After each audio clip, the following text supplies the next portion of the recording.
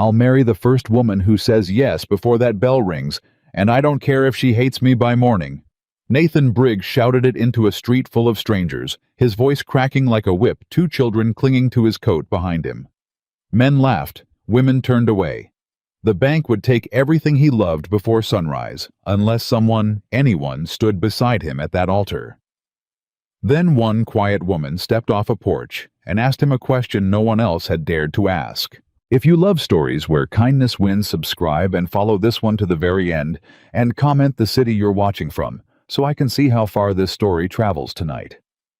You've got until that bell finishes ringing, Briggs, and then I lock the doors. The banker's name was Carl Dunmore, and he said it the way a man drops a stone down a well just to hear how long it takes to hit bottom.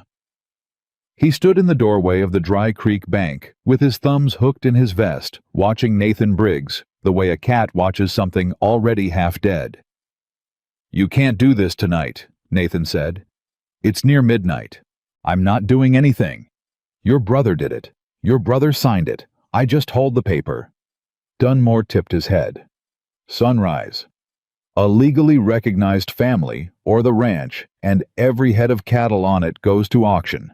Those are his words, Briggs, not mine. I'd have written it kinder." Nathan's hands had gone to fists without his telling them to. "Daniel's been dead 3 days, and the law doesn't grieve." Dunmore almost looked sorry for half a second, and then he didn't.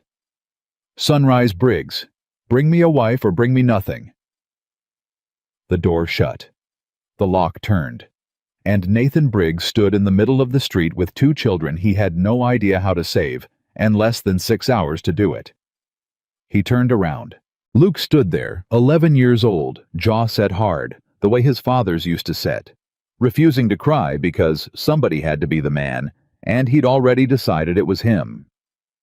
And little Emily, 6, asleep on her feet, fist twisted in the hem of Luke's shirt, because that was the only safe thing left to hold. "Uncle Nathan," Luke said. "What does he mean, a wife?" Nathan crouched down so they were eye to eye. He'd learned that from Daniel, you don't talk down at a scared kid, you get small with them. "It means I made a promise to your daddy I'm going to keep. That's all it means." "You don't have a wife?" "No." You've never even..."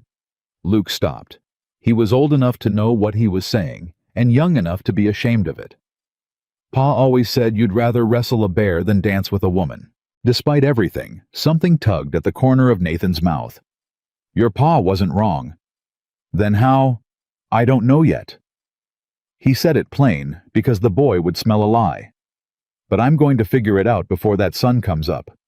You believe me?" Luke looked at him a long moment. Then grudgingly, "Pa believed you." It went into Nathan like a knife and a blessing at the same time. "Then you stand with your sister, and you let me work." He stood. He looked down the length of Dry Creek's only real street. The saloon still lit the boarding house dark, a dozen windows where families slept inside houses. Nobody was going to take from them tonight, and he understood fully for the first time the size of the thing he had to do. Find a stranger, convince her, marry her, before dawn. He started with the saloon because that was where the people still awake would be. Yo! The piano stopped when he pushed through the doors. It always did. Nathan was a big man, and grief had carved his face into something that made rooms go quiet, and tonight he wasn't bothering to soften it. "I need to speak to the women here," he said. There were 3.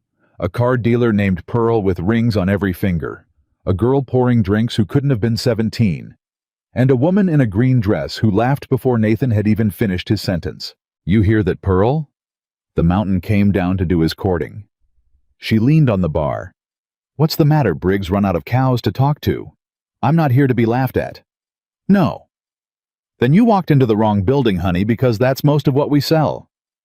A few of the men chuckled. Nathan didn't. "I'll be honest with you," he said, "because I don't have time to be anything else. My brother died 3 days ago. He left a ranch, 200 head of cattle, and his 2 children. And he left a paper that says, 'Unless I'm a married man by sunrise, the bank takes all of it and ships those kids east to people who only want the money.'" The green dress woman's smile slipped just a little. I'm not asking for love, Nathan went on. I'm not asking for a thing I can't return. I'm asking for a name on a marriage license and a witness at a wedding before the sun's up. I'll keep any woman who does it fed, housed, and respected for the rest of her natural life. And if she wants to leave once the children are safe, I'll never stand in her way. That's the offer. That's the whole offer. Silence. Pearl had stopped shuffling her cards. Then a man at the back called out, "How much you payin'?" And the laughter came back worse this time, because now they'd named it. Buying a wife. Nathan felt it land on him like dirty water. "I'm not buying anyone," he said. "Sure sounds like a price to me. It's not $20 a month room and board, and you can run off when you're sick of him." A second man slapping his knee. "Briggs, that's not a marriage, that's a hired hand with a ring." The green dress woman wasn't laughing anymore, but she didn't stop the others, and that told Nathan everything. He looked at her, and she looked away. Mr. Pearl said not unkindly, "Ain't a woman in this room going to tie her whole life to a stranger before breakfast on the word of a man we've seen, 4 times in 2 years? You're a good man, folks say so, but good don't fill the gap between you walking in that door and you walking out with a wife." She set down her cards. "Go home. Hold those babies. Some things just can't be fixed in a night." Nathan stood there one more moment. Then he tipped his hat because his mother had raised him too, and because there was nothing else to do, and he walked back out into the dark. Luke was waiting against the rail. They said no. They said no. Where now? Nathan didn't have an answer, and that was the worst part. He'd ridden into town with a wild, half-formed hope, and the hope was draining out of him with every minute the moon climbed. "The boarding house," he said. "Mrs. Albright takes in women passing through. Maybe, Luke repeated, and didn't believe it, and was kind enough not to say so. Mrs. Albright answered the door in her nightcap with a lamp held high and a frown already loaded. "Nathan Briggs, it's the middle of the night." "I know it. I'm sorry. I need to know if you've got any women boarding here, single women." The frown sharpened into something close to outrage. "And what business would that be of yours at this hour?" "It's not, ma'am, please. My brother died. There's a paper and a deadline and 2 children who'll be put on a train at dawn if I can't." His voice gave out for a second. He hauled it back. "I need a wife by sunrise, or I lose everything Daniel built. I'm asking honestly. I'll explain it to anyone willing to hear me." Mrs. Albright's lamp didn't move. But her face did. She'd known Daniel. Half the territory had. And there was a thing in Nathan's eyes she'd seen before, in men who'd run clean out of road. "I have 2 boarders," she said slowly. "One is 70 years old, and the other is a widow with a baby on her hip and no use for any more men in her life, and I'd thank you not to disturb either of them." She started to close the door. "Mrs. Albright, there is no one here for you, Nathan." Softer now. "I'm sorry for your brother. Go home." The door clicked shut. Nathan turned and put his back against it and slid down until he was sitting on the steps with his head in his hands. He didn't cry. He hadn't cried when they buried Daniel, hadn't cried when he found the will, and he wasn't going to start now in front of the children. But he came nearer to it on that porch than he had in 20 years. "Uncle Nathan." Emily had woken. She wobbled over and put one small hand flat against his cheek the way her mother used to. "Don't be sad. We can go on the train if you want." That nearly finished him. "No," he said rough. "No, darlin'. Nobody's going on any train." But the man said, "I don't care what the man said." He pulled her into his lap and held her, and over the top of her head he met Luke's eyes, and he saw the boy understand finally fully that there was no plan, that his uncle had nothing left. And that was the moment a voice came out of the dark. "You're the one who's been shouting up and down this street all night." She'd come around the side of the boarding house from a little back porch, where it turned out she'd been sitting in the dark, unable to sleep, listening to a stranger lose everything he had one door at a time. Nathan got to his feet, settling Emily on his hip. He could just make out the shape of her, a woman not young, not slight, holding a shawl closed at her throat. "Yes, ma'am," he said. "I expect I have. I apologize for the noise." "I'm not asking for an apology." She stepped closer into the spill of light from Mrs. Albright's window, and Nathan saw her plain for the first time. She was perhaps 28. Full-figured, plainly dressed with work-roughened hands, and a steady level set to her gaze that didn't match the late hour or the dark. Not a pretty woman in the way the territory measured pretty. But there was something in her face that made a man want to keep looking at it. A settledness, a quality of having long ago stopped expecting anything for herself, and somehow not gone bitter about it. "My name is Hannah Carter," she said. "I sew for folks in this town. I've been here 3 years and most of them don't know my name." She said it without self-pity, the way she might report the weather. "I heard your whole offer through the saloon wall, and then I heard them laugh at you." Nathan said nothing. There wasn't a safe thing to say. "I want to ask you something," Hannah said, "and I want you to answer me true, because I'll know if you don't." "All right." She looked at the children, at Luke standing guard, at Emily half asleep against Nathan's shoulder, and then back at him. "If the ranch were already safe," she said quietly, "if the bank were paid and the paper torn up and you didn't need a single thing from anybody, would you still be kind to these children?" The whole street seemed to go still. It was not the question Nathan had braced for. He'd braced for how much. For what do I get for what happens when you're tired of me? He'd braced for every transaction a desperate man learns to expect. And instead, this stranger had walked out of the dark and asked the one thing that had nothing to do with herself at all. He didn't answer right away. Hannah had told him to answer true, and a true answer takes a breath. "Their mama died 2 winters back," he finally said. "Their daddy 3 days ago. Luke there hasn't let himself cry once because he's decided he's got to be strong for his sister." He felt the boy stiffen at being named and gentled his voice. "And Emily still wakes up some mornings forgetting and asks for her pa, and somebody's got to be the one to tell her again. Every morning, somebody's got to be the one who tells her again." His voice did break then. He let it. "I would walk into a fire for these two," Nathan said. "And the ranch has got nothing to do with it. If the bank handed me a clear deed tonight, free and easy, I'd still be standing here trying to figure out how to raise them right, because I gave my brother my word, and because—" He stopped, started over, "because they're all I've got left of him, and they're worth more than every acre and every cow I'll ever own. The land's just dirt, ma'am. They're the inheritance." The night held its breath. Hannah Carter looked at him for a long, long moment. And something moved behind her eyes, something that had been locked up a long time and had just heard a key turn.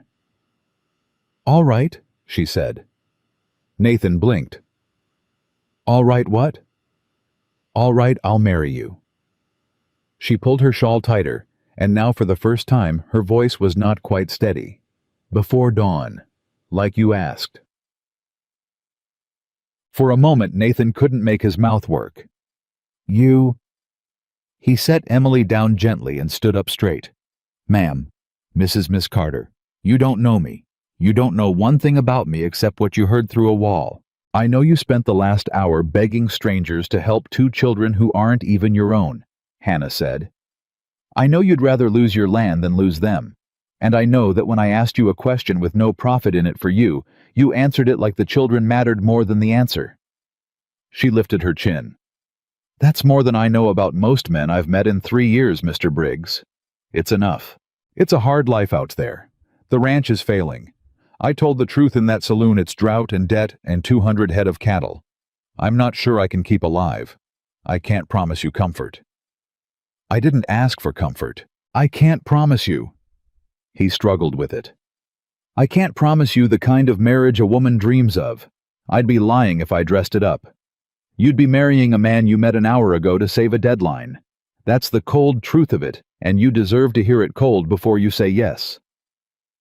And here Hannah Carter did something Nathan didn't expect. She smiled.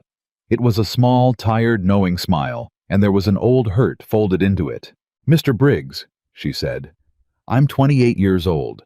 I've sewn the wedding dresses for half the brides in this valley and stitched the christening gowns for their babies, and not one of them ever asked me to stay for the supper after." She wasn't bitter saying it.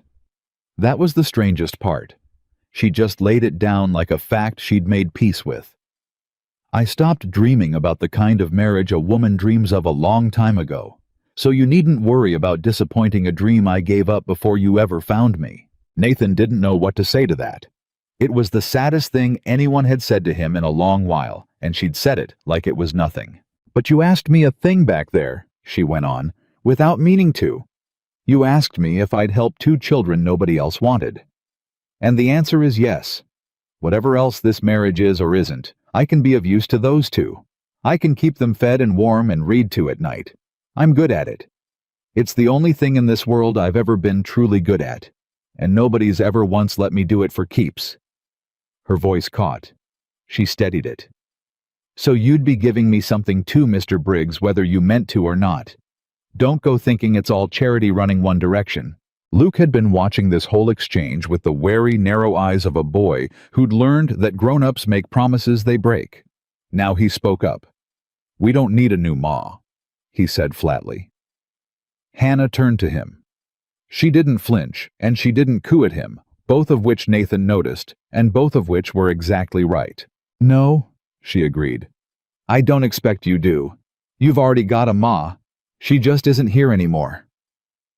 Luke's jaw twitched. "I'm not coming to be your ma, Luke. I heard your uncle say your name. I'm coming to keep a house that's gone cold since your daddy passed, because a cold house is a hard place to be a child in, and I know that better than most. You don't have to call me anything you don't want to call me. You don't have to like me. You just have to let me cook."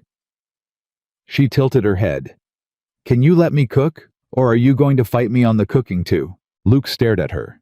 He'd been braced for sweetness, for honey and sweetheart, and a stranger trying too hard.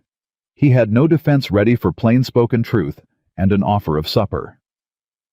"You any good at it?" he said grudgingly. "Better than your uncle, I'd wager." "That's not hard," Luke muttered, and Nathan let out a sound that was almost a laugh. The first one in 3 days, and just like that, something in the night shifted. End. They woke the preacher. Reverend Embry was 80 if he was a day, and answered his door in a nightshirt with his Bible already under his arm as though he'd been expecting them. Which in a sense he had. He'd buried Daniel Briggs, not 72 hours past, and knew the shape of the trouble Nathan was in. "Married," the old man said, blinking. "Tonight." "Before sunrise, Reverend. There's a legal reason." "There's always a legal reason." Embry sighed and waved them in. "I married your brother and his bride in this same church, Nathan. Did you know that 12 years ago? She wore yellow. I never saw 2 people happier." He looked at Hannah, and his old eyes were sharp despite the hour. "And who's this?" "Hannah Carter, Reverend," she said. "The seamstress." "Yes." "You know what you're doing, child." Hannah looked at the children, then at Nathan, then back at the old preacher. "No," she said honestly. "But I know it's a good thing I'm doing, even if I don't know how it ends. Is that enough to be married on?" Reverend Embry studied her a long moment. Then something in his weathered face softened all the way through. "It's more than most people bring me," he said. "Sheriff." The sheriff, it turned out, was already there, a tired man named Galt, who'd been roused by Mrs. Albright, who had watched the whole thing from her window after all, and decided in her own gruff way that the marriage ought to at least be witnessed legal and proper, so that Carl Dunmore couldn't weasel out of it. She came to in her dressing gown, mouth pursed, carrying a lamp. "Don't look at me like that, Nathan Briggs," she snapped when he stared. "I said there was no one in my house for you. I never said I wouldn't stand witness once you'd found her elsewhere. Now get on with it before I change my mind." So it was that just before dawn, in a tiny wooden church with an 80-year-old preacher, a sleepy sheriff, a sharp-tongued landlady, and 2 grieving children for witnesses, Nathan Briggs and Hannah Carter were married. There was no ring. Nathan realized it halfway through and went cold with shame. But Hannah only reached up and took the small tin button from her own collar, a button she'd sewn on herself, plain and worth nothing, and pressed it into his hand. "Here," she whispered. "Give me this." "A button's a thing that holds two pieces together that weren't meant to be one.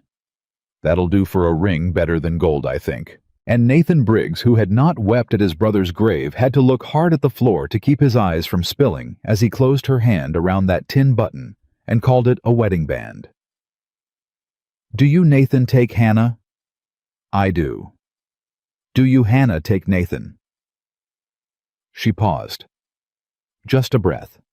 And in that breath, Nathan was certain she'd realized the madness of it, the strangeness, the leap into the dark, with a man she'd met by a wall an hour ago.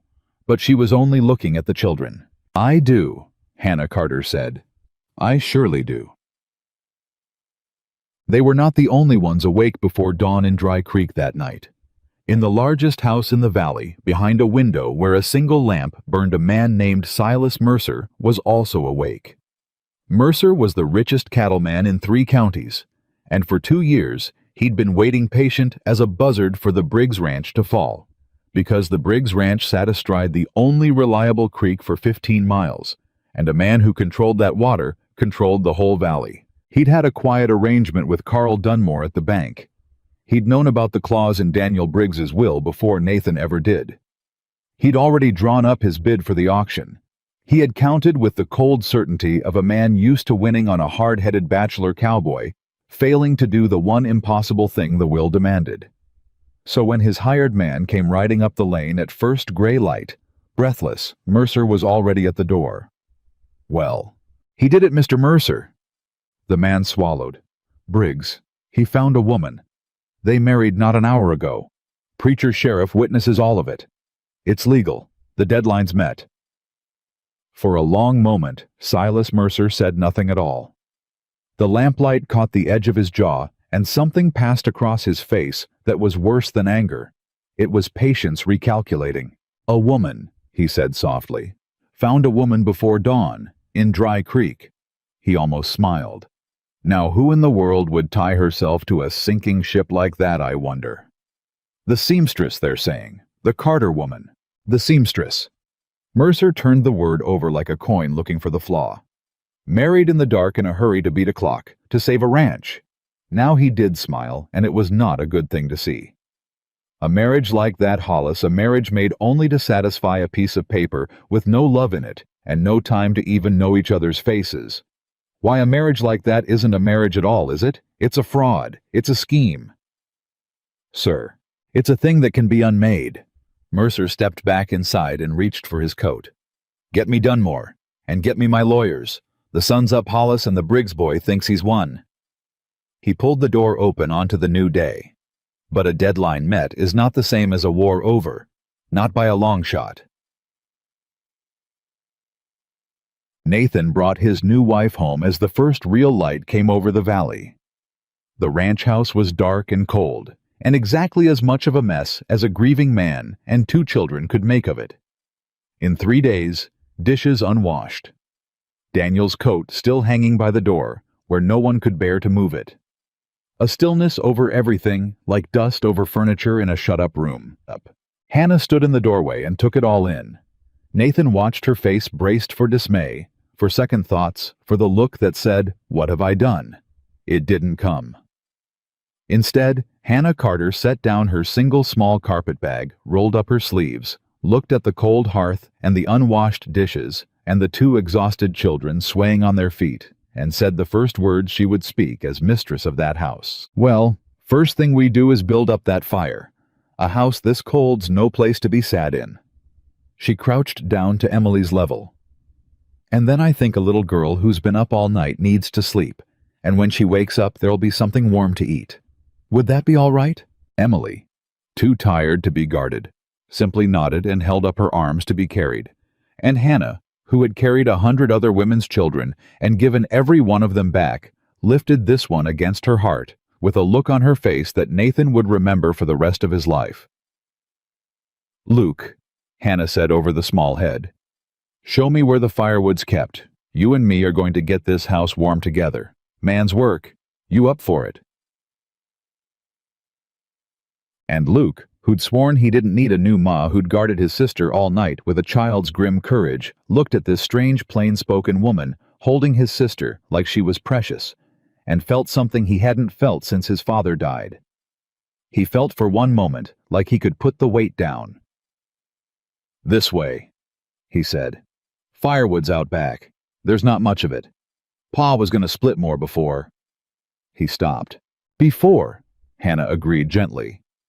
"I know. We'll split more today. Show me." Nathan stood in the middle of his cold house and watched the woman he'd married an hour ago lead his brother's children. His children now toward the hearth, and he understood that something had happened in the night that was far larger than a deadline met. He didn't have a name for it yet. He wouldn't for a long while. He was a man who'd married for the law and meant to keep his word to let her go when it was done. And he held to that the way he held to everything, stubbornly, honestly, at his own cost. But as he hung his hat by his dead brother's coat and went to help his new family build a fire, Nathan Briggs felt for the first time in a very long time the smallest, most dangerous thing of all. He felt hope. He had no way of knowing that 15 miles down the valley a rich man was already pulling on his coat, summoning his lawyers, and turning over the word fraud, the way a wolf turns over a scent, and that the marriage made to save everything was about to become the very thing a powerful enemy would use to try to take it all away. But that reckoning belonged to the days ahead. For now, there was only this, a fire catching in a cold hearth, a little girl asleep against a stranger's shoulder, a boy carrying wood with something easing in his chest, and a man and a woman who had promised each other nothing but a name standing in the gray morning light of a house that had known nothing but grief, and feeling it very faintly begin to warm. Orchestrated rising action narrative with emotional depth dialogue. Driven storytelling and strategic plot twists. Orchestrated rising action narrative with emotional depth dialogue. Driven storytelling and strategic plot twists. The fire caught, and it changed everything in the house, though no one said so out loud. By the time the sun was full up over the valley, Emily was asleep in her father's old bed, with a clean quilt pulled to her chin. And Luke was sitting at the kitchen table, watching this strange woman move around his mother's kitchen like she had a right to be there. He didn't trust it. He'd decided sometime in the night that he wouldn't trust it, and he was a boy who kept his decisions. "You don't know where anything is," he said. "No." Hannah agreed, opening a cupboard and finding it bare. "So you're going to tell me. Where'd your mama keep the flour?" Luke didn't move. "Why?" "Because there's a little girl down the hall who's going to wake up hungry, and a boy at my table who looks like he hasn't had a hot meal in 3 days, and I aim to fix both of those things." She turned and looked at him plainly. "The flour, Luke." He held out a long moment. Then he got up, crossed to the low shelf by the stove, and pulled aside a feed sack to show a tin nobody had touched.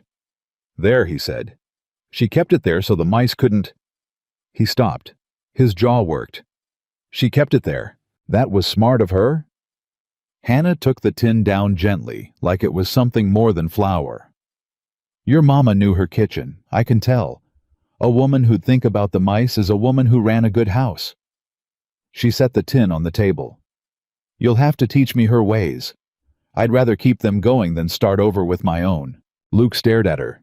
He had braced himself against 100 things, against a stranger trying to replace his mother, against false sweetness, against being told to forget. He had not braced himself against a woman who wanted to learn his mother's tricks and keep them alive. "She put a little salt in the coffee," he said finally, very low. "Pa always said it cut the bitter. Nobody else does that." "Then we'll do that," Hannah said. "Every morning. Show me how much." And Luke, 11 years old, and grim as a fence post, came and stood beside her, and measured out a pinch of salt with his fingers, exactly the way he'd watched his mother do it 100 mornings of his life, and his hand shook only a little, and Hannah pretended not to see. That was the first crack in the boy. It would not be the last, but it was the first, and Hannah filed it away in the careful place where she kept the things that mattered. Nathan came in from the barn an hour later to the smell of biscuits and coffee, and he stopped dead in the doorway, like a man who'd walked into the wrong house. "There's—" He looked at the table. There were biscuits. There was bacon she'd found God knew where. There was coffee in his dead brother's pot, and it smelled faintly of salt. "How'd you—" "Luke helped me," Hannah said. "He knows this kitchen better than you do, I expect." Nathan looked at the boy, who looked away fast, embarrassed to be caught helping. "That's so." "Somebody had to," Luke muttered. "She didn't know where anything was." "No," Nathan agreed, and there was something warm and careful in his voice, like a man stepping around a sleeping animal he didn't want to wake. "I don't suppose she did. Thank you, Luke." They ate. It was the first meal in 3 days that wasn't choked down standing up or forgotten entirely, and Nathan watched his new wife serve out the food and noticed something that he would not understand the full weight of for weeks. She gave Luke the biggest biscuit. She gave Nathan the most bacon. She made up a warm plate and set it aside covered for Emily when she woke, and onto her own plate she put a single biscuit, the smallest one, the one that had broken a little coming out of the pan. Nathan didn't say anything, but he saw it, and something in him, some old watchful part, made a note of it, the way he'd note a fence post starting to lean. The first week was an armed truce, and everyone in the house knew it. Hannah made no demands. She asked for nothing, claimed. Nothing, took the smallest room and the smallest portions and the hardest chores without a word. She mended the children's clothes, and there was a great deal to mend because 2 children with no mother and a grieving father had gone to rags without anyone noticing. She turned out the corners of the house that hadn't been touched since the funeral. She did not move Daniel's coat from beside the door, and Nathan noticed that too. "You can take it down," he said one evening, finding her standing near it. His coat. "I keep meaning to, and I can't seem to do it." "Then we won't," Hannah said simply. "It's not in anybody's way. It can hang there till you're ready, and if you're never ready, then it hangs there forever, and that's all right too." She smoothed the worn wool with one hand. "A house should keep some of its ghosts, I think. The kind ones." Nathan stood there a moment. "You talk about it easy. Grief. I've had a lot of practice being around other people's," Hannah said, and there was no self-pity in it, only fact. "When you sew for a town, you sew the wedding dress, and you sew the burial dress, and sometimes for the same family inside a year. You learn what helps and what just hurts worse." She turned from the coat. "Telling somebody to move on too quick, that hurts worse, so we won't." And Nathan, who had been bracing for a wife who would want to scrub his brother out of the house and start fresh, felt the truce, ease one notch toward something else. But it was Emily who broke first, and it happened the way these things do, all at once, and over nothing. 4 nights in, the child woke screaming. Nathan was up and down the hall before he knew his own feet had moved, but Hannah was already there, already sitting on the edge of the bed, already gathering the sobbing little girl against her. "He's gone," Emily was wailing. "I forgot. I woke up and I forgot, and then I 'membered Pa's gone. He's gone, and Mama's gone, and—" "I know," Hannah said, not hush, not, "It's all right, just, I know, baby, I know." Make it stop. Make me stop 'membering. And here Hannah did not lie to her, and Nathan, standing frozen in the doorway, watched a thing he would never forget. "I can't make you stop remembering," Hannah said softly, rocking her. "I won't even try, because your pa and your mama are worth remembering. And remembering them is how you keep loving them. The remembering's going to hurt for a long while, Emily. I'm not going to tell you it won't." She pressed her lips to the child's hair. "But you don't have to do the remembering alone anymore. That's the part I can fix. From now on, every time you wake up and remember, you can come find me day or night, and we'll remember them together. 2 of us. That's lighter than 1. You understand?" Emily hiccuped. "You didn't even know my mama." "No, but you did. So you tell me about her, and then I'll know her too, and then there'll be more people in the world keeping her. Won't that be good? More people keeping her." The little girl went quiet. Then, in a tiny voice, "She had yellow hair, like the sun.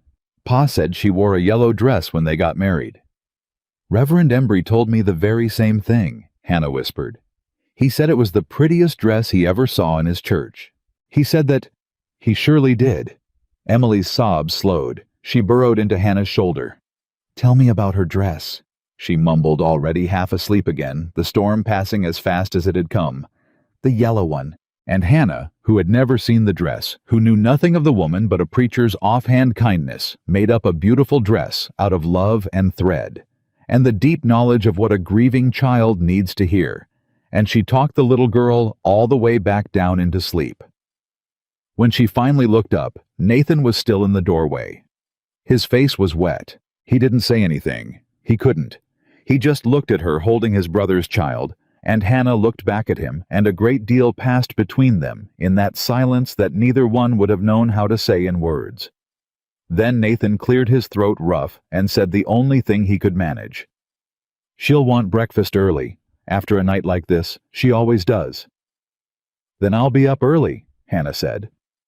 And she was. What Nathan didn't know, what he wouldn't know for a long time, was that Hannah Carter cried too those first weeks. Just never where anyone could see. She'd wait until the house was dead asleep, until the fire was banked, and the children's breathing had gone slow and even down the hall. And then she'd sit by the dying coals with Nathan's torn work gloves in her lap and mend them by candlelight, and somewhere in the stitching, the tears would come. Not from sadness exactly, from the strangeness of it. From being 28 years old and sitting in a warm house full of people who needed her after 3 years of sewing other women's lives and never being asked to stay for supper. From the terror of caring about a thing that could be taken away. From the fear that come spring when the children were settled and the ranch was safe, this kind, quiet man would keep his honest word and let her go, and she'd be back in Mrs. Albright's boarding house alone, having tasted a family just long enough to know exactly what she was missing for the rest of her life. So she mended his gloves in the dark, and didn't tell him, and stitched her own loneliness into the leather where it wouldn't show. She didn't know that Nathan had started waking in the night. He'd hear the floorboard, the one by the hearth, that creaked, and he'd lie there in the dark and know she was up. The first few times he'd nearly gone out to send her back to bed. But something stopped him, and the third night he'd cracked his door just enough to see her by candlelight, head bent over something in her lap, working a needle. His gloves. She was mending his gloves, the ones he'd worn to rags and never thought twice about. She was sitting up past midnight, exhausted, fixing a thing he'd never once asked her to fix for a man who'd told her plain he meant to let her go. Nathan shut his door soft and lay back down and stared at the ceiling a long time. He didn't say anything to her about it. A man like Nathan didn't have the words. But the next morning, he saw the gloves sitting mended on the bench by the door, good as new, and he picked them up and turned them over in his big hands, and something happened in his chest that he didn't have a name for and was half afraid of. So he did the only thing he knew how to do, which was to even the score. That afternoon, Hannah came in from hanging wash to find that someone had carried in and stacked a full week's firewood by the kitchen door, split fine and small the way a body splits it when they mean for someone else not to have to. "Luke," she said, "did you—" "Wasn't me," Luke said. "It was Nathan." She knew it was Nathan. And Nathan, when he came in for supper, said not one word about it, just hung up his hat and washed his hands and waited to be fed the picture of a man who'd done nothing at all. Hannah looked at the firewood. Then she looked at Nathan's back. She didn't say thank you. She understood somehow that thank you wasn't the language they were learning to speak. Instead, she put the biggest piece of meat on his plate that night, and Nathan, who had been quietly giving everyone else the best of the food and eating the scraps since before she came, caught her doing it and went still. "You don't have to do that," he said. "Do what? Give me the best of it. I've watched you. You take the worst for yourself every meal. You think I don't see, but I see." He pushed the meat back toward her side. "Eat the good piece, Hannah. You work harder than any of us. So do you, and you eat the scraps. That's different." "How?" Nathan opened his mouth, closed it. He didn't have an answer because there wasn't one, because the truth was, they were the same kind of person, the kind that had spent so long being unimportant to everybody that they'd forgotten how to let themselves matter, and had each separately decided the other one mattered more. It was Luke of all people who broke the standoff. "You're both being dumb," the boy said with the flat exasperation of a child watching grown-ups be ridiculous. Just cut it in half."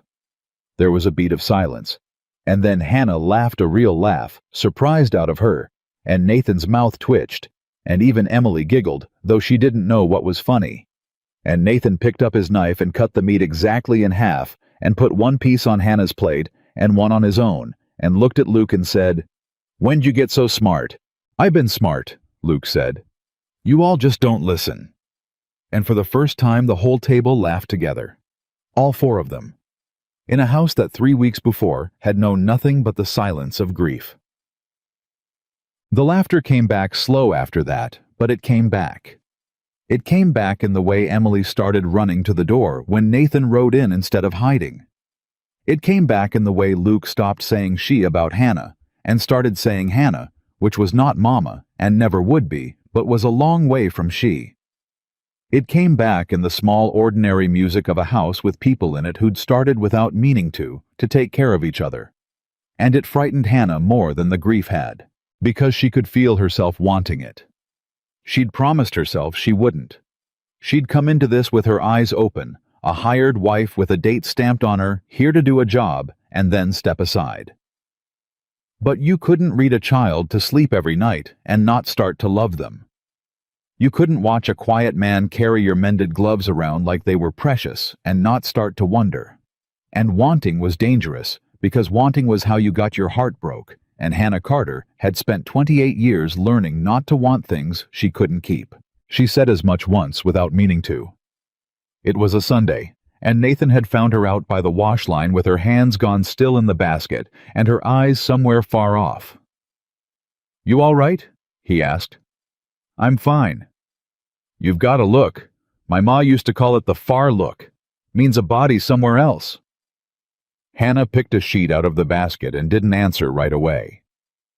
Then, "Can I ask you something, Mr. Briggs, and have you answer it true like I asked you the first night?" "You can. And I wish you'd call me Nathan. We're married, Hannah. You can use my Christian name." "When the children are safe," Hannah said. "When the ranch is out of danger. When you don't need a wife anymore."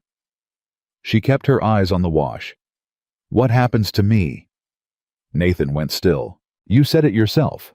She went on steady, not accusing, just laying it out the way she laid everything out. "That first night. You said if I wanted to leave once the children were safe, you'd never stand in my way. You meant it kind. I know you did. But I need to know if you still mean it, because I've got to know what I'm building here. Am I building a life, Nathan? Or am I just keeping a house warm till the danger passes, and then I'm to go?" Her voice didn't break, but it thinned. "I can do either one. I just need to know which, so I don't go and let myself—" She stopped. "Let yourself what?" Nathan said quietly. "Care too much," Hannah said. "About all of you. It's too late for the children, I already do, God help me. But I can still keep myself careful about the rest of it if you tell me to. So tell me, what did you marry Nathan, a wife or a hired hand with a ring like that man in the saloon said?" And there it was hanging in the air between them, the question neither one had dared to ask out loud in 3 weeks of careful kindness. Nathan looked at her a long, long time. And then, instead of answering because he was a man who'd told her plain he meant to let her go and couldn't yet untangle his honest word from the thing growing in his chest, he said the wrong thing. The cowardly thing. The thing he'd regret. "I married a kind woman," he said, "who deserves better than to be tied to a failing ranch, and a man who can't give her the life she ought to have. And when the time comes, I aim to do right by you. That's all I can promise. I aim to do right by you."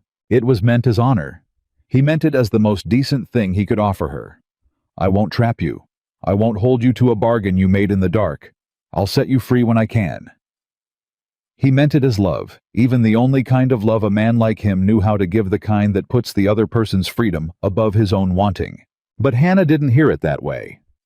Hannah heard, "You're temporary." Hannah heard, "I'll do right by you the way you do right by a hired hand at the end of a season." Hannah heard the door she'd been afraid of swinging open exactly where she'd known it would be. "All right," she said. Quiet. She picked up the basket. "Thank you for telling me true. That's all I wanted." "Hannah, I've got to get this wash hung before the sun moves." And she walked away from him toward the line, and Nathan stood there with the terrible sense that he'd just broken something, and no idea how, because in his mind, he'd just done her the great kindness of promising not to cage her. He didn't understand that the cage wasn't the thing she was afraid of. The leaving was. That might have festered into something cold and quiet between them, the way such misunderstandings do. It might have, except that 2 days later, the trouble Nathan had been too busy to worry about came riding up the lane in a fine black coat. Hannah was the one who saw him first. She was at the window when the stranger reined in by the gate, a heavy-set, well-dressed man with 2 riders flanking him, and a smile she didn't like the look of before he'd said a word. "Luke," she said, calm. "Go find your uncle. Tell him there's a man here." "Who is it?" "Go on now."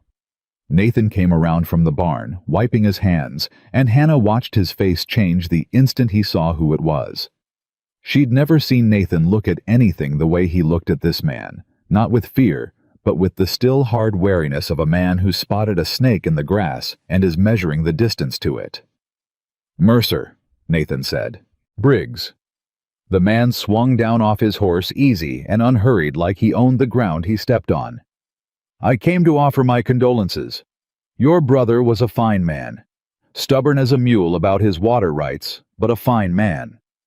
He looked up at the house at the window where Hannah stood, and his smile widened in a way that made her skin crawl. And this would be the famous bride, the one who appeared out of nowhere in the dead of night just in time to save the ranch. "Mrs. Briggs, is it? Or is it still Miss Carter, depending on which lawyer you ask?" Nathan stepped between Mercer and the house, and his voice dropped. "Say what you came to say." "I came to say I think there's been a terrible misunderstanding." Silas Mercer pulled off his gloves, finger by finger, taking his time. "You see, Briggs, I've taken a great interest in your situation. A man marries a stranger in the dark, an hour before a bank deadline, with no courtship, no engagement, no love between them. Why, some folks, suspicious folks, might call a marriage like that a fraud, a scheme to cheat a legitimate bank claim, a sham." He smiled.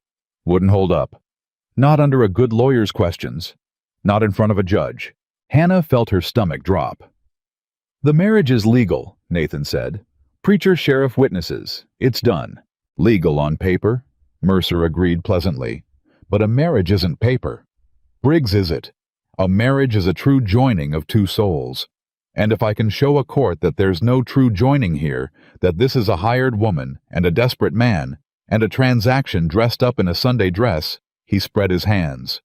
"Well, papers can be torn up, children can be put on trains after all, and ranches can come up for auction, where an interested party might place a generous bid." He let that sit. "I'm a patient man, Briggs. I waited 2 years for this ranch. I can wait a little longer." He turned to go. Then he paused and looked back, and his eyes went to Hannah in the window one more time. "You seem like a sensible woman, Mrs. Briggs," he called up to her.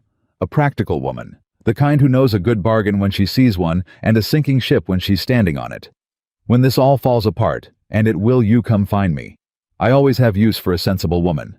I'd treat you a sight better than a drought and a debt and a man who can't even afford you a wedding ring." His gaze dropped pointedly to her bare left hand, to the tin button she wore on a string at her throat instead. "A button, I heard. He married you with a button." And he laughed soft and mounted his horse and rode away with his 2 men, leaving the words hanging in the air like smoke. Nathan stood rigid, watching him go. Hannah came down off the porch, slow, her hand closed tight over the button at her throat. "That's the man," she said. "The one you wouldn't talk about. The reason the ranch is failing. Silas Mercer." Nathan's voice was flat and dangerous. "He's wanted this land for years. The creek runs through it. It's the only good water for 15 miles. He's been squeezing Daniel out slow, and now Daniel's dead, he means to finish it." He turned to her. "Hannah, what he said, about you coming to find him. You don't have to—" "Stop." She said it sharp, and Nathan stopped. "Don't you dare. Don't you stand there and start telling me I'm free to go off to that snake of a man like that's a kindness. I heard enough of what's best for Hannah 2 days ago by the wash line." Her eyes were bright and hard. "You want to know what I heard him say? Just now, I heard a man tell me my marriage isn't real. I heard a rich man with a smile say everything I've started to. She caught herself. Everything I've built here is paper he can tear up. And I heard him offer me a way out real sweet, like he was doing me a favor. And I'd sooner marry the drought, Hannah said. Nathan looked at her. I made a vow in that church, she went on lower fierce. Maybe I made it to a man I'd known an hour. Maybe I made it for the children more than for you. I won't lie about that, but I made it, and no slick rich man in a black coat is going to tell me it doesn't count just because there wasn't a fancy ring and a year of courting. I know what I promised. I know it's real. Her voice cracked just at the end. Even if you don't. And she turned and went back into the house and left Nathan Briggs standing in the yard with those last 4 words ringing in his ears. Even if you don't. That night, for the first time, the creak of the floorboard by the hearth didn't come. Nathan lay awake waiting for it. He'd grown used to it, the small sound of his wife sitting up to mend by candlelight, the strange comfort of knowing she was near. But the house stayed silent, and after an hour of staring at the ceiling, he got up himself. He found her not by the hearth, but at the kitchen table in the dark, no candle, just sitting. The tin button was off its string and turning over and over in her fingers. You'll ruin your eyes mending in the dark, he said. I'm not mending. No. He stood in the doorway. Hannah about today. He's going to try to take it all, she said, not looking up. Isn't he? The ranch, the children. He'll hire his lawyers and he'll spread his lies and he'll tell the whole county our marriage is a fraud, and the worst part— her voice was very quiet. The worst part, Nathan, is that he's half right. We did marry to beat a deadline. There wasn't any love in it. By the letter of the thing, he's not even lying. Nathan came and sat down across from her in the dark. So what do we do? She said. How do you fight a man who's right? And Nathan Briggs, who'd spent 3 weeks too proud and too afraid to say a true thing, looked at the woman across the table, turning a tin button in her fingers, and felt the honest answer come up in him, whether he wanted it or not. We make him wrong, Nathan said. Hannah looked up. He says there's no love in it. Nathan's voice was rough and low and steadier than he felt. So we prove him a liar. Not with papers, not with lawyers. We live it true, Hannah, day by day. We make it the realest marriage in this whole valley, so that when his lawyer stands up in front of a judge and says there's no love here, every soul in that courtroom who's watched us will know he's lying through his teeth. And how do we do that? Hannah whispered. When 2 days ago you told me you mean to let me go. The question hung there. Nathan reached across the table, slow, giving her every chance to pull back. And he put his big rough hand over hers, over the hand that held the button, and closed it gentle. I was a fool by that wash line, he said. I told you I meant to do right by you, and I thought I was being kind, and I was being a coward. Because the right thing I want to do by you, Hannah— his voice nearly failed. I'm scared to say it. Because once I say it, I can't unsay it, and a man like me doesn't get to want things and keep them. But I'm done being a coward. So I'll say it once, and you do with it what you will. He looked at her in the dark. I don't want to let you go, Nathan Briggs said. Not when the children are safe. Not ever. I want you to stay because you want to stay, not because of any paper or any deadline or any judge. That's the truth I've been too scared to say. And I'd understand if it's too late after the foolish thing I said by the line. But you asked me what I married. I'll tell you now. His hand tightened over hers. I married a wife. The truest one I'll ever have. And I aim to spend whatever days this ranch has got left proving it to that snake, to the judge, and most of all to you. Hannah Carter sat very still in the dark. And then, slowly, she turned her hand over beneath his, so that they were palm to palm, and she pressed the tin button into his hand, the same way she had on their wedding morning. Then put it back, she whispered, on the string, round my neck. And don't you ever talk about letting me go again, Nathan Briggs. Not ever. You hear me. And in the dark kitchen, with 2 sleeping children down the hall, and a rich man 15 miles away, already sharpening his knives, Nathan tied the tin button back around his wife's throat with hands that shook, and neither one of them let go for a long, long while. The button stayed around Hannah's neck, and for a little while the house held something it hadn't held before. Not just warmth, but a kind of hope that had decided to plant its feet. It didn't last a week before Mercer made his first real move. It came not as a man on a horse, but as a folded paper hand-delivered by a county rider who wouldn't meet Nathan's eyes. Nathan read it twice on the porch, and then went very still, and Hannah, watching from the doorway, knew before he said a word. "What is it?" "A petition." Nathan's jaw worked. "Filed with the territorial court. Silas Mercer acting as an interested party, asking the court to examine whether our marriage is—" He read it off the page flat. "A fraudulent arrangement entered into solely to defeat a lawful debt, and therefore void." He lowered the paper. "There's to be a hearing. 6 weeks. A judge rides the circuit through here in the fall." "Void," Hannah repeated. "He wants a judge to say we were never married at all. He wants the ranch. The marriage is just the lock on the door." Nathan crushed the paper in his fist. "If the judge calls it fraud, the will's deadline counts as unmet. Bank takes the ranch, children go east, and it all comes up for auction with Mercer's bid already written." He looked at her. 6 weeks, Hannah. We've got 6 weeks to prove a thing to a stranger in a robe that we can barely prove to ourselves. That should have been the worst of it. It wasn't. Because the drought, which had been a slow, strangling thing all summer, chose that same week to close its hand. The creek dropped first. Nathan rode the line of it morning after morning and watched the water shrink back from its banks. Watched the mud crack and curl at the edges. Watched the one reliable source of water in 15 miles, thin down to a trickle a man could step across without wetting his boots. Then the cattle started to sicken. It came on fast, a half-dozen head down in a single morning. Then a dozen, then 20. Lowing weak and miserable, going off their feet. Nathan worked himself near to death those first days, and Luke worked beside him, and even Hannah came out to the pens with rags and dosing buckets, but the sickness moved faster than they could. "Blackleg, maybe," Nathan said one night, gray-faced, sitting at the table with his hands hanging useless between his knees. "Or the bad water. I don't know. I don't know enough. Daniel knew the cattle. I know the land and the horses. Daniel was the cattleman." His voice cracked. "I'm losing them, Hannah. I went out this morning and there were 4 more dead by the south pen, and I stood there. I didn't know what to do. Daniel would have known." "You're doing everything a man can do. It's not enough." He looked up at her, and there was something breaking in his face. 200 head. That's the ranch. That's the whole thing. The cattle are the only thing of value Mercer can't lie his way around, and they're dying in the field faster than I can drag the carcasses out.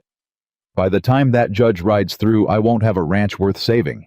Mercer won't even have to win the hearing. The drought'll do his work for him." Hannah sat down across from him. "How many are still strong? 140 maybe, 130, dropping every day. Then we save those." She said it plain the way she said everything. "We stop counting the dead ones, Nathan, because counting them is just grief, and grief won't doctor a single head of cattle. We save the ones still on their feet. How do we do that? Clean water and separating the sick from the well. That's all I know to do. But the clean water's the problem. The creek's near dry, and what's left, I think that's what's making them sick. Then we need water that isn't the creek. There isn't any. That's the whole Hannah. That's the whole reason Mercer wants this land. The creek's the only—" He stopped, because he'd just heard himself. "The only good water for 15 miles?" he said slowly. "Everybody knows that. I know that. Daniel knew that." He stood up. But Daniel was always going on about the high pasture, the springs up past the North Ridge. He said there was water up there, mountain water year-round that nobody used because the pass was too rough to drive cattle through, and the grazing wasn't worth the trip. His eyes had come alive. He talked about water rights up there, said someday he'd file a proper claim on the high springs and run a line down. Said it'd break Mercer's hold on the valley if he could just— Did he file it? Nathan's face fell. I don't know if he ever did.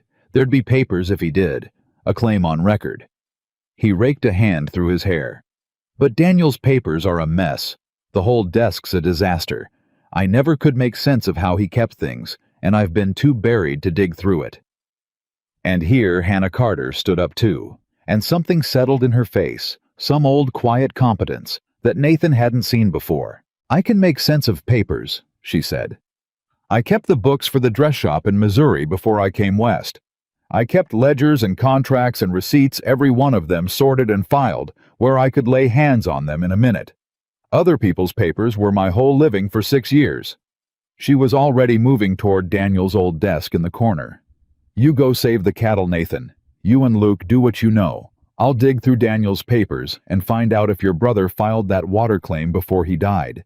If he did, if there's a legal right to that mountain water sitting in this desk, then Mercer's stranglehold on the creek doesn't matter," Nathan breathed. "We'd have our own water, independent of him." "And a thing of value the drought can't touch," Hannah said. "Go, save what you can. I'll find what I can. We'll meet in the middle." It was the first time in their marriage they'd divided the work like that, not him providing and her keeping house, but two partners splitting a problem too big for either one alone, each taking the half they were built for. And Nathan stood there a half-second longer than he needed to, looking at his wife already bent over his dead brother's chaos of papers, and felt the truth of what he'd told her in the dark kitchen settle deeper into his bones. He'd married a wife, the truest one he'd ever have. He just didn't yet know how much it was going to cost him to keep her. The cattle fought back from the brink slow over the next 10 days. Nathan and Luke drove the strong ones up onto the high benchland, away from the bad creek water, hauling barrels of cleaner water up by wagon, when they could, working dawn to dark, until both of them were stumbling. They lost more every morning, brought a few more carcasses to drag out, but the dying slowed. The herd steadied. 120 head, then 120, still standing the next day and the next. And Hannah dug through Daniel Briggs' papers like a woman possessed. She found in that desk the entire sad history of a ranch being strangled. She found loan papers from Dunmore's bank with interest rates that made her mouth go tight. She found 3 years of Mercer's offers, to buy each one lower than the last, each one timed to land just when Daniel was most desperate. And she understood reading them in order that Mercer hadn't just wanted the ranch. He'd been engineering its failure year by year, squeezing the water and the credit, until a proud man had no choice but to sell cheap. "He didn't just want it to fall," she told Nathan one night, her voice cold. "He pushed it. Every one of these offers comes right after something went wrong, right after a bad loan term, right after the bank called in a note early. Look at the dates, Nathan. Mercer and Dunmore at the bank, they've been working together. They made the ranch fail on purpose slow, so they could buy it cheap when it broke." Nathan looked at the spread of papers. "That's if that's true. That's not just a man buying land. That's fraud," Hannah said. "His kind of fraud, not the kind he's accusing us of. And it's all right here in your brother's desk in black and white, where he could never quite see the pattern because he was too close to it and too proud to admit how bad it was." She tapped the papers. "But I'm not too close, and I see it plain. That was a thing of value, a weapon even. But it wasn't the thing they needed most. The water claim Hannah couldn't find. She found references to it. Daniel's own hand scrawled in the margin of a ledger file, high spring claim before fall. But no filed claim, no recorded right, no stamped paper from the Territorial Land Office. She searched the desk to splinters. She found everything except the one thing that would set them free of Mercer's water for good. He meant to file it. She told Nathan, exhausted near tears with frustration. "It's all over his notes. He knew the high springs were the answer. He ran out of time. The snake bit him before he could ride to the land office and file." She put her face in her hands. "It's not here, Nathan. The one thing that'd save us, and your brother died before he could finish it." And Nathan, instead of despairing, went very quiet. "If he didn't file it," he said slowly, "then the claim's still open. The water's still unclaimed." Hannah lifted her head. Daniel scouted it. Daniel knew the springs were good and year-round. He just never made the ride to the land office to put it on record. Nathan's voice was low and steady, and a little terrible. "Which means I can. The claim's still there for the taking. First man to file a legitimate claim on that mountain water holds the right to it. He stood. I can finish what Daniel started. I can ride to the high springs, verify they're flowing year-round like he said, and then ride to the territorial land office and file the claim in our name before that hearing. And if I do, then you don't need Mercer's Creek, Hannah breathed. And the ranch has water nobody can take, and that thing of value the drought can't touch. Stands up in front of the judge as proof we mean to keep this ranch and build a life on it. Nathan's eyes were bright. Not a fraud, not a sham to beat a deadline. A man and his wife filing water claims and planning for the future. You can't get more married than that. It was the first real hope they'd had. And Hannah, looking at her husband's lit-up face, felt the hope catch in her too, and then right behind it, a cold finger of dread, because she'd lived long enough to know that hope and disaster ride in on the same horse. How far? She asked. To the high springs, and then the land office. Springs are a day and a half up. Hard country, that's why nobody uses them. The pass is bad. Then it's 3 days from there to the territorial office at Helena. Nathan was already pulling his coat down. 5-6 days round trip. Maybe a week if the weather turns. It's getting on toward fall. I know it. The pass you said was bad. The one even Daniel wouldn't drive cattle through. I know it, Hannah. She crossed the room to him and took hold of his coat with both hands, not to stop him, just to hold on to him a moment. Come back, she said. Quiet. Fierce. Whatever it costs. Whatever Mercer does while you're gone. You ride to that office and you file that claim, and then you come back to me, Nathan Briggs.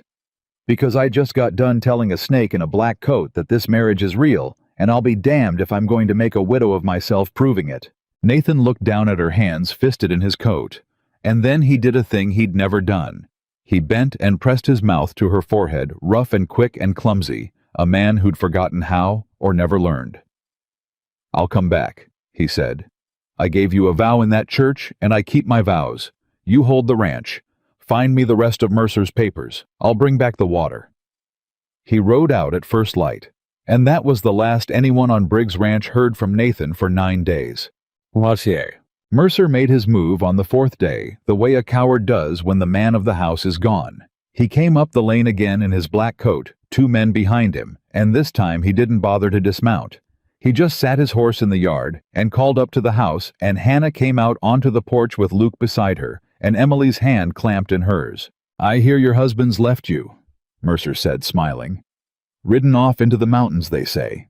Left a woman and 2 children alone on a failing ranch with the hearing 3 weeks off. He clicked his tongue. Doesn't look good, Mrs. Briggs. A man who truly cared a real husband wouldn't leave his bride alone to face the bank. Looks like exactly what I told the court it was. A man who got what he needed from the arrangement and lost interest. He's working, Hannah said. Which is more than I can say for a man who rides around the county frightening women. Mercer's smile didn't waver. I came to be neighborly. I came to make you an offer, woman, too. He caught himself man to woman. The hearing's coming. Your husband's gone. The cattle are dying. The well's running dry. He leaned on his saddle horn. Sign over the ranch to me now, quiet before the court, and I'll see those children stay in the territory. I'll even find them a good home. And you, I told you I've used for a sensible woman. You'd never want for anything again. Compare that to a drought and a debt and a husband who's already left you. He spread his hands.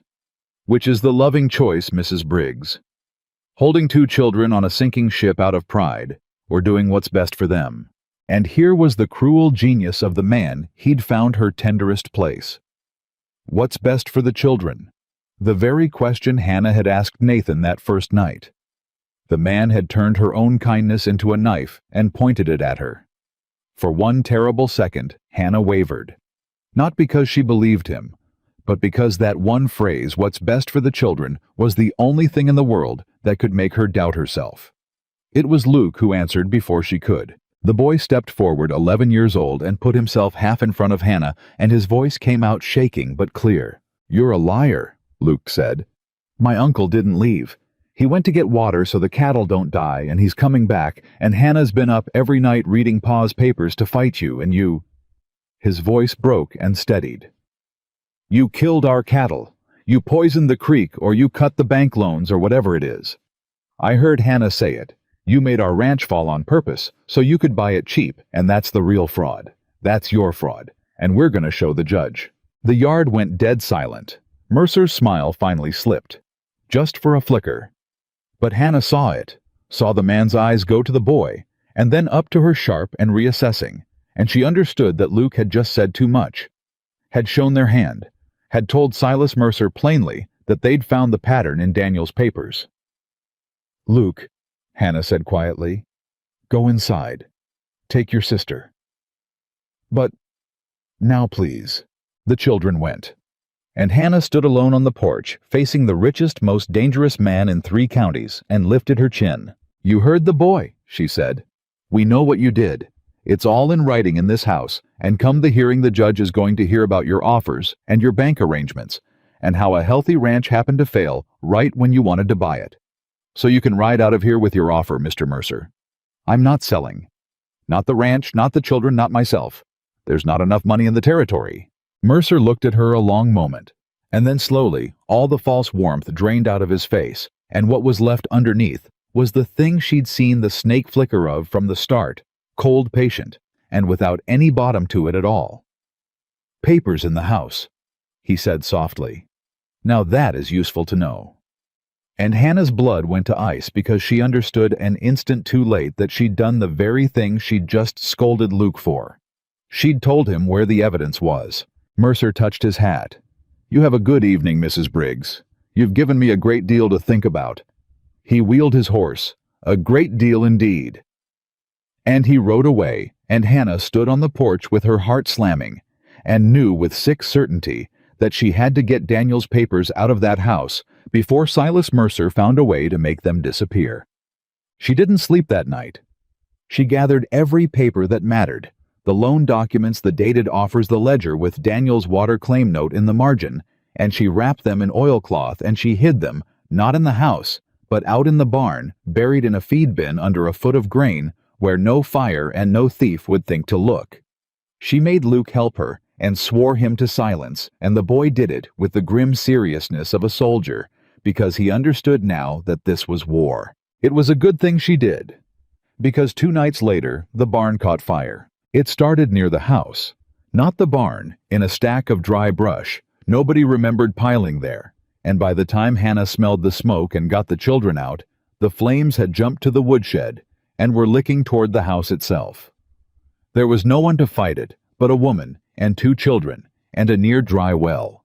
And for 1 black hour, Hannah Carter battled a fire alone in the dark, hauling water, beating at flames with wet blankets, screaming at Luke to keep his sister back, certain the whole place was going to burn to the ground around them.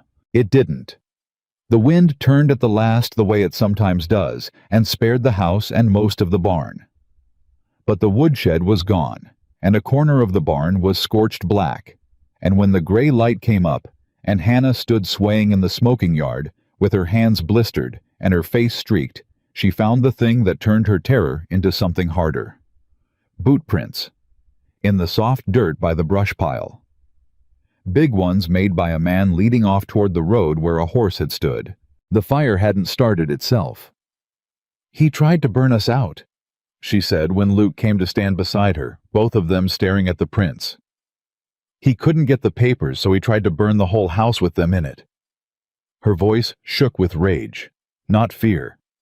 "With us in it, Luke. With you and your sister asleep in your beds." Luke looked at the boot prints a long time, and when he spoke his voice had something old in it, older than 11.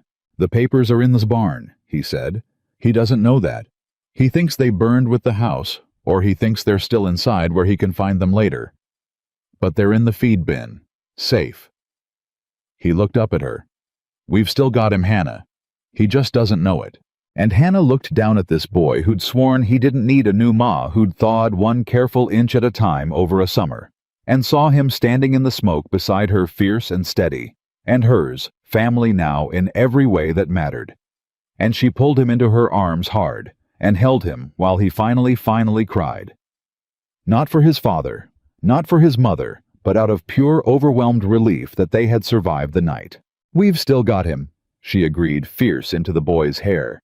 "Your uncle's coming back with the water. The papers are safe in the barn, and we are going to walk into that courtroom, Luke, all of us, and we are going to take that snake apart in front of the whole county."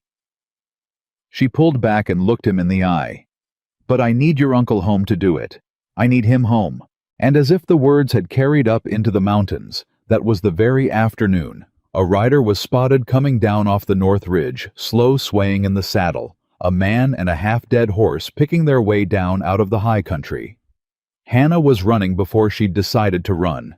It was Nathan. 9 days gone gaunt and filthy, and so exhausted he could barely sit his horse but alive. And when he saw her running across the yard toward him, he slid down out of the saddle into her arms, and the two of them went to their knees together in the dirt, holding on. "I filed it," Nathan rasped against her hair. "The springs are good. Year-round, just like Daniel said. I rode to Helena, and I filed the claim, and I've got the stamped paper in my coat. We've got our own water, Hannah. Mercer's Creek doesn't mean a thing anymore. We've got—" Then he pulled back and saw her blistered hands, the smoke still in her hair, the scorched black corner of the barn behind her. His face changed. "What happened? What happened here?" "He tried to burn us out," Hannah said. 4 nights you were gone he came offering to buy us, and Luke told him too much, and I told him too much, and 2 nights ago he set a fire to take the papers and the house and us along with it." She watched the horror and then the white killing rage rise in her husband's face. "But we're alive, all 3 of us, and the papers are safe, Nathan. I hid them in the barn, before the fire. Every one of them, the loans and the offers, and the proof of what he did. We've got it all. And now, you've got the water claim." She gripped his ruined coat. "We've got everything we need to end him. Everything. We just have to live long enough to get to that courtroom." Nathan Briggs knelt in the dirt of his own scorched yard, holding the wife he'd married to beat a deadline, and would now die to protect, and looked past her at the black mark on his barn, where a rich man had tried to murder his family in their sleep. And something in him, the last quiet patient thing, finally went cold and hard and certain. "He won't get another chance," Nathan said. "I swear it on Daniel's grave. Silas Mercer has burned the last thing he's ever going to burn of mine." Nathan's vow hung in the smoking yard, and then there was no more time for vows, only the 3 weeks left before the hearing and a family that had to turn fear into a fight. The first thing they did was refuse to be afraid alone. Hannah had learned something over a summer of sewing for women who never asked her to stay for supper. She'd learned that a town is full of quiet people nobody listens to, and that quiet people see everything. So the morning after Nathan came home while he slept, the dead sleep of a man who'd ridden 9 days, Hannah hitched the wagon and drove into Dry Creek and started knocking on doors. Not the saloon, not the bank, the back doors, the kitchen doors, the doors of the ranch wives. "I'm Hannah Briggs," she said to woman after woman. "Silas Mercer tried to burn my children in their beds 3 nights ago. And I think some of you have your own stories about that man, the kind you've been too scared to say out loud." She was right. She found Martha Coombs, whose husband had sold to Mercer cheap after his fences kept getting cut and his water kept going bad. She found old Mrs. Petrie, whose son had taken a Mercer loan through Dunmore's bank and lost everything when the terms changed overnight. She found a half-dozen women who'd watched their families squeezed by the same slow, strangling hand, and who'd kept quiet because quiet was how you survived next to a man like Mercer. "He's done it to all of us." Martha Coombs set her mouth tight. "But there's never been any proof. It's always legal. It's always just bad luck, bad weather, a loan that came due. You can't take bad luck to a judge." "I can," Hannah said. "Because my husband's brother wrote it all down before he died, and he didn't know what he had. The dates, the offers, the banknotes called early every one time to a Mercer offer the very next week. It's a pattern, Martha, and a pattern's not bad luck. A pattern's a plan." She leaned forward. "I've got Daniel Briggs's papers proving what Mercer did to our ranch, but one ranch is a story. A dozen ranches is a conspiracy. If you ladies will stand up and tell the judge what happened to your families, same bank, same man, same pattern, then it's not my word against his anymore. It's the whole valley's." The kitchen went quiet. The women looked at each other. "He'll ruin whoever testifies," Mrs. Petrie said softly. "He's ruined folks for less." "He's already ruining you," Hannah said. "Slow, one family at a time.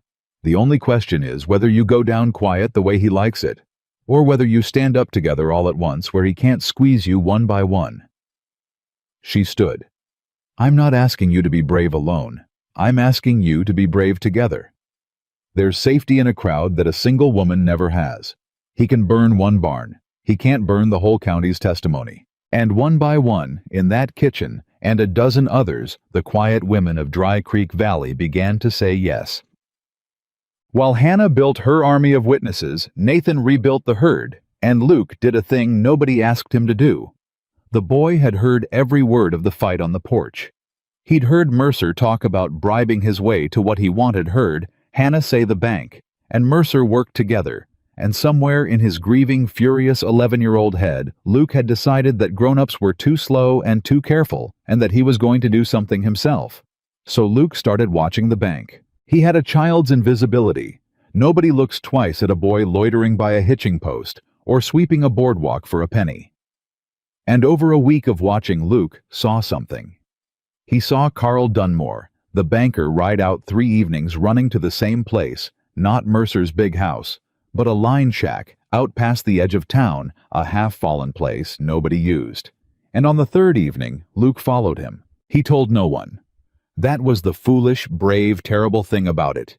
He told no one because he was 11, and he wanted to bring his family a victory the way a cat brings a mouse, and so he crept up on that line shack alone in the dusk and put his eye to a gap in the boards. Inside were Dunmore and Mercer. And a third man, Luke didn't know, a thin, nervous man with ink-stained fingers and a leather case of papers. "It has to look right," Mercer was saying. "The judge isn't a fool. The forged deed has to match the land office records exactly, or—" "It'll match," the thin man said. "I've done a dozen of these. By the time I'm finished, that paper will say Daniel Briggs sold you the water rights to that creek a full year before he died, and there won't be a soul who can prove different."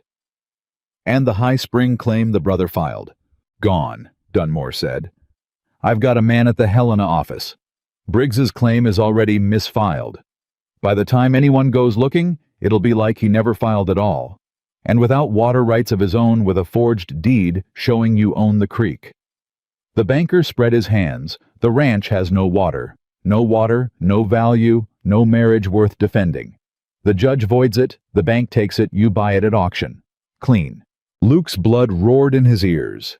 They were going to forge a deed. They'd already buried Nathan's water claim. Everything his family had bled for the 9-day ride, the papers in the feed bin, Mercer was going to beat it all with a forged piece of paper and a bribed clerk. And nobody knew, but Luke crouched in the dark with his heart slamming. He should have run. He'd seen enough. He should have run straight home. But the thin man set the forged deed down on the table, not 3 feet from the gap in the boards. The real evidence, the proof of the whole scheme. And Luke, 11 years old, and certain, reached his small hand through the gap to take it. The board creaked. What was that? Mercer's head came up, and Luke ran.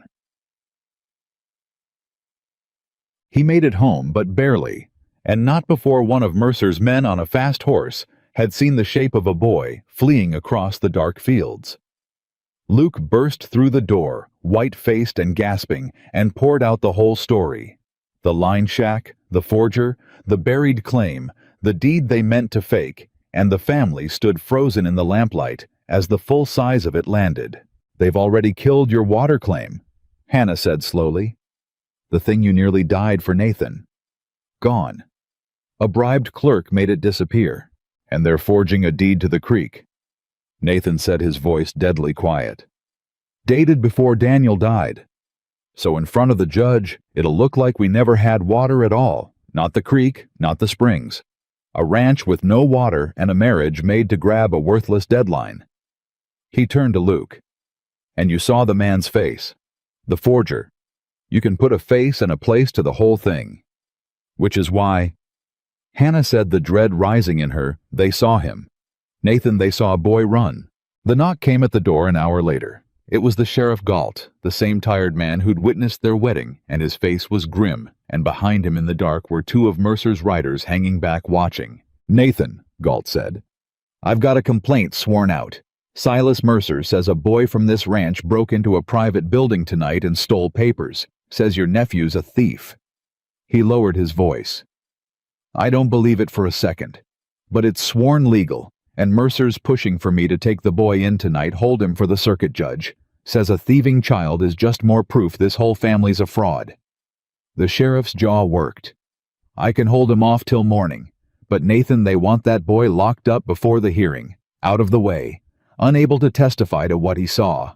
The room went cold, because now they understood Mercer's true cunning. The forged deed was only half of it. The other half was Luke, the one witness who'd seen the forgery happen, who could name the forger and the place.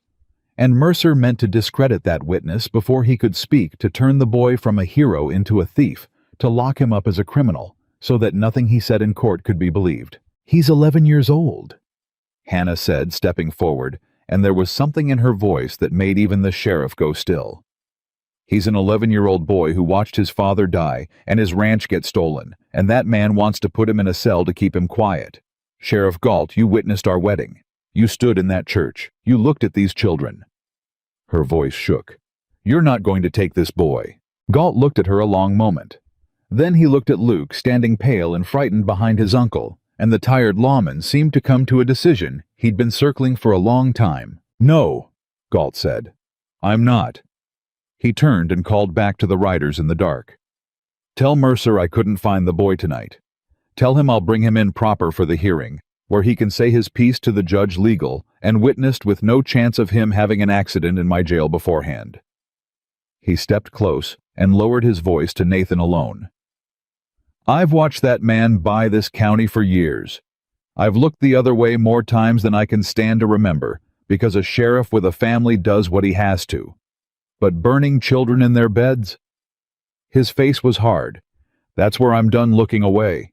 You get this family to that courtroom, Briggs. I'll see they get there alive. That's a promise from a man who's owed this valley one for a long while. And he rode off into the dark, and the family understood they'd just gained the most important ally of all, the law itself finally turning. The next 3 weeks were a siege, and everyone in the house felt it. Mercer's men watched the ranch day and night from the ridgeline, never quite trespassing, always there. The cattle that survived the drought now had to be guarded against rustling. Hannah rode out under Galt's protection to gather her witnesses' sworn statements, while Nathan and a hired man stood armed watch over the children every hour. Luke wasn't at his side. They slept in shifts. They jumped at sounds. And under it all ran the cold knowledge that they were one forged paper away from losing everything, with the real evidence buried in a feed bin, and the one eyewitness a boy a rich man wanted in a cell. But something else was happening too in the spaces between the fear. The family was becoming finally and fully a family. It happened in the long guarded nights when Nathan sat up with his rifle across his knees, and Hannah sat up beside him with Daniel's papers. Both of them too wound to sleep. And they talked, really talked the way they hadn't had room to before. He told her about Daniel, the brother he'd worshipped and never measured up to. She told him about Missouri, about 6 years keeping another woman's books, and being told she was lucky to have the work about the slow death of a young woman's hope that anyone would ever choose her. They learned each other in those nights, in low voices over lamplight, the way most couples learn each other in years of courting. Except they were doing it, married under siege with their lives on the line, and somehow that made it truer. I keep thinking, Nathan said one night, about what you asked me, that first night on the street. If the ranch were already safe, would you still be kind to the children? He turned the rifle slow in his hands. I've thought about it 100 times. Why that question? Why that's the one that stopped me cold? Why was it? Because everybody else asked what they'd get. His voice was low. You asked what the children would get. In the worst night of my life, with everything falling apart, a stranger walked out of the dark, and the only thing she wanted to know was whether 2 grieving kids would be safe. He looked at her. "I didn't marry you to save the ranch, Hannah. I want you to know that in case the hearing goes bad, and I don't get another good chance to say it. I married you because in the worst moment of my life, you were the only soul in that whole town who thought about somebody besides themselves. That's not a thing you do for a deadline. That's just who you are. And I'd have married you that night if there'd been no ranch and no will and no deadline at all, because a man would be a fool to let a heart like yours walk back into the dark." Hannah's eyes filled. "You never said. All this time I thought I was your emergency, the thing you grabbed because I was standing there." "You were never my emergency," Nathan said. "You were the one right thing in the worst night I ever lived. I just didn't have the words till now. I'm sorry it took a snake and a fire to shake them loose." And Hannah set down the papers and crossed the small space between them, and for the first time in their strange marriage, she kissed her husband, not a button pressed into a palm, not a forehead in a yard, but a true kiss, freely given by a woman who had finally let herself want the thing she'd been afraid to want. When she pulled back, Nathan's eyes were wet too. "That's the realest marriage in this valley," he said roughly. "Let Mercer's lawyer stand up and call that a fraud." Charter. The hearing came on a gray fall morning, and the whole valley came with it. The courtroom was a converted church, and it was packed to the walls, not just with Mercer's men and bank clerks, but with every ranch wife Hannah had gathered, every family that had been squeezed, every quiet person who'd decided that this was the day they stopped being quiet. Mercer arrived with 3 lawyers in city suits and a confidence that filled the room. He'd buried the water claim. He had his forged deed. He had a sworn complaint against a thieving boy. He had, by his own measure, already won. The circuit judge was a lean old man named Harlan Voss, with cold eyes and 40 years of watching men lie to his face, and he ran his court with the patience of a man who'd seen every trick there was. Mercer's lead lawyer opened with the marriage. He painted it ugly, and he painted it well, a desperate bachelor, a spinster seamstress. Nobody wanted a wedding rushed through in the dark an hour before a deadline. No courtship, no ring, no love. "A transaction, Your Honor," he said. "A fraud dressed in a wedding gown. This was never a marriage. It was a lie told to a bank, and the law does not honor lies." Then he produced the deed.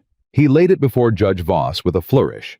A deed dated 14 months back, signed in what looked exactly like Daniel Briggs' hand transferring the creek water rights to Silas Mercer for a fair sum.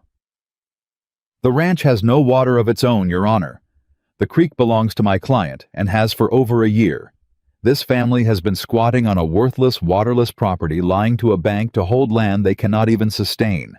There is nothing here to defend. No water, no marriage, no truth." The room murmured. It was a good forgery. It looked real. And the buried claim meant Nathan couldn't produce his spring rights to counter it. The Helena office would show nothing, because a bribed clerk had made it show nothing. For a moment it looked like Mercer had won. And then Hannah Briggs stood up. "Your Honor," she said, "may a woman who keeps better books than that man's forger speak." Judge Voss looked at her over his spectacles. "This is a court, Mrs. Briggs, not a sewing circle. But it's also my court, and I'll hear who I please. Stand and speak." What followed the valley would talk about for 30 years. Hannah Carter. Briggs, who had kept other people's ledgers for 6 years, and been told she was lucky to do it, took that forged deed apart in front of the whole county like a seamstress unpicking a crooked seam. She didn't shout, she didn't weep. She laid Daniel's real papers on the table beside the forgery one at a time in her plain, steady voice, and she made the lie come undone in the light. "This deed is dated the 4th of June last year," she said. "Daniel Briggs's own ledger shows he was in Helena that entire week filing on a bad loan. Here's the bank's own stamp. Mr. Dunmore's own stamp, proving Daniel was 100 miles from where this deed says he signed it." She set down the next paper. "The signature's close. But Daniel Briggs always crossed his T's low and dragged the tail. You can see it in 40 letters in this desk. The forger crossed them high. A small thing. But forgers are caught by small things." Paper after paper, date after date, she walked the judge through it. The impossible timeline, the wrong hand, The loan notes called early every time right before a Mercer offer, the whole slow strangling pattern Daniel had written down without ever seeing it whole. "This isn't one ranch, Your Honor," she said. "It's a dozen." And one by one, the ranch wives stood up in that packed room. Martha Coombs, Mrs. Petrie woman, after quiet woman, and told the same story. Same bank, same man, same loan called early, same low offer the week after, until the pattern stood up in that courtroom plain as a brand, and the room understood it was hearing the confession of a conspiracy. Mercer's lawyer surged up. "This is conjecture-forged sympathy. The woman is a known." "The woman," Judge Voss said coldly, "is doing your client's bookkeeping better than he'd like." "Sit down." "Mrs. Briggs, the forged deed is a serious charge. Can you prove who made it?" And Hannah said, "No, Your Honor, but my son can." She turned. "Luke." The boy stood up. He was 11, and his voice shook, and Mercer's lawyers had sworn out a complaint calling him a thief. But Sheriff Galt stood at the back of the room with his arms crossed and his eyes on Mercer. And Luke told the court what he had seen. The line shack. The thin man with ink-stained fingers and a leather case. The words he'd heard through the gap in the boards. The forged deed has to match the records exactly, and the bribed clerk in Helena and the buried spring claim. He pointed across the room at the thin, nervous man Mercer's people had been foolish enough to bring, and he said, "That's him. That's the man who said he'd done a dozen of these. I saw his face. I'd know it anywhere." The forger went white. And a guilty man's face, the judge had learned in 40 years, is its own kind of testimony. But it was Emily who finished it. The little girl, 6 years old, had been sitting on Hannah's lap through the whole long, terrible morning. And in a silence while the judge studied the papers, in the clear, carrying voice of a child who doesn't know you're supposed to wait to be asked, Emily said, "Mama came because she loved us before she loved Daddy." The whole courtroom turned. "She came in the dark," Emily said to the judge, to everyone simple and certain. "And she asked Uncle Nathan if he'd be kind to us even if the ranch was safe. She asked about us first, before the money. Nobody asks about us first." Her small hand found the tin button on the string at Hannah's throat. "He married her with a button 'cause they didn't have a ring. And she sits up at night fixing our clothes when she thinks we're asleep. That's not a lie, mister." She looked at Mercer's lawyer with a child's terrible honesty. "My mama's not a lie. She's the realest thing we got." And in that converted church, in front of the whole valley, grown men looked at the floor and ranch wives wept openly, and Judge Harlan Voss, 40 years on the circuit, took off his spectacles and pressed his hand over his eyes for a long moment before he could speak. When he did, his voice was rough. "In 40 years, he said, I have heard every lie a man can tell to take another man's land. I believe I have just heard the truth instead, and I find I'd forgotten what it sounds like." He set down his spectacles. "This court finds the deed presented by Silas Mercer to be a forgery, and refers the matter along with the testimony regarding the Helena Land Office and the pattern of fraud against this valley's families to the territorial prosecutor for criminal charges."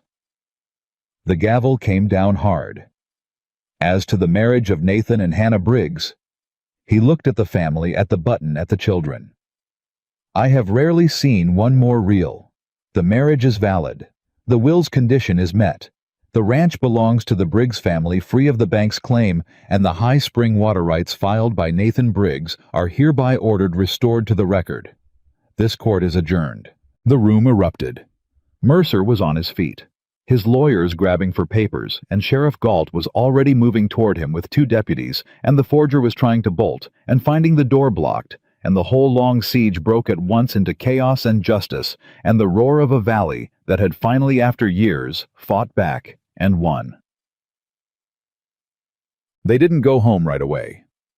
Outside the courthouse in the cold, bright fall morning, the family stood in a knot while the valley swirled around them, neighbors gripping Nathan's hand, ranch wives embracing Hannah, Luke being clapped on the back by men 3 times his size, who called him brave, Emily riding high on Nathan's shoulders, surveying it all like a small queen. And then the crowd thinned, and the 4 of them were alone for a moment on the courthouse steps, and Nathan did a thing that surprised everyone, including himself. He took Hannah's hands.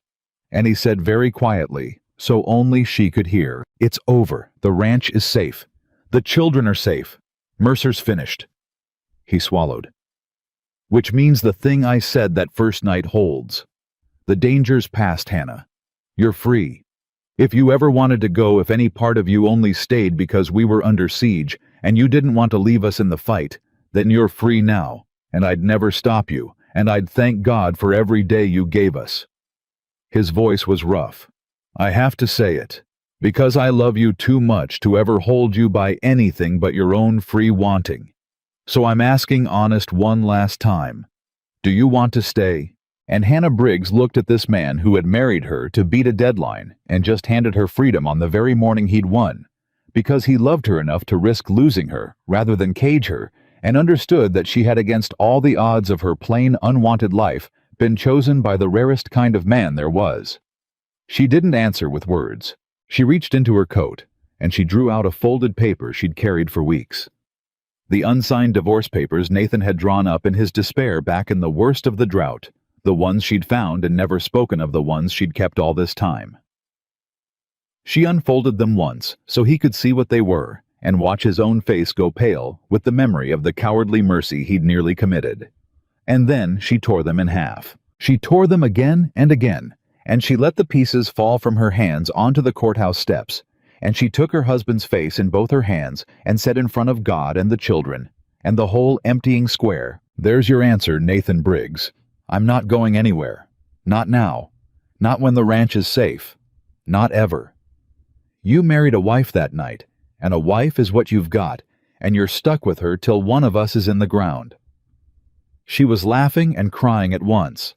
"Now take your family home." They took the family home, and for the first time in the history of that house, home was a thing nobody could take away. But the war doesn't end the day the battle does. Hannah learned that fast. The first month after the hearing was harder in some ways than the siege had been. During the fight, there had been something to do every minute: papers to dig, witnesses to gather, fires to put out. Now there was only the long, slow work of rebuilding and the strange, unsettled quiet of people who'd braced so long for disaster that peace itself felt suspicious. Nathan felt it worst. Hannah caught him standing at the window at night more than once, rifle still propped by the door, out of habit, watching the ridgeline where Mercer's men used to sit. "He's in a territorial cell, Nathan," she said softly, coming up behind him. "Awaiting trial on 6 counts. He can't reach us." "I know it." "Then why are you watching the ridge?" Nathan was quiet a moment. "Because for 2 years I watched my brother lose to that man one piece at a time, and I never could do a thing about it. And now it's over, and we won, and I keep waiting to find out it's not true." He turned from the window. "Daniel should be here for this, Hannah. He fought that snake longer than I did, and he died before he ever got to see him fall.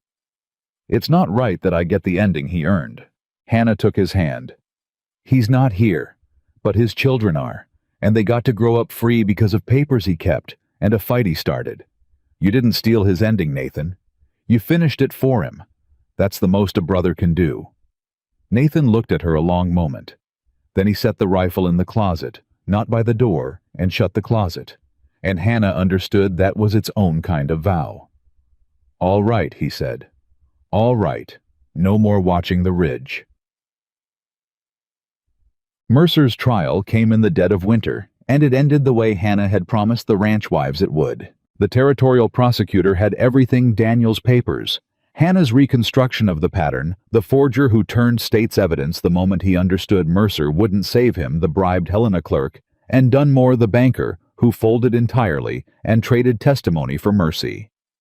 One by one, the men who'd squeezed a valley for years stood in a courtroom and watched their slow, careful conspiracy laid bare by a seamstress's bookkeeping and a boy's good eyes. Silas Mercer was convicted on every count.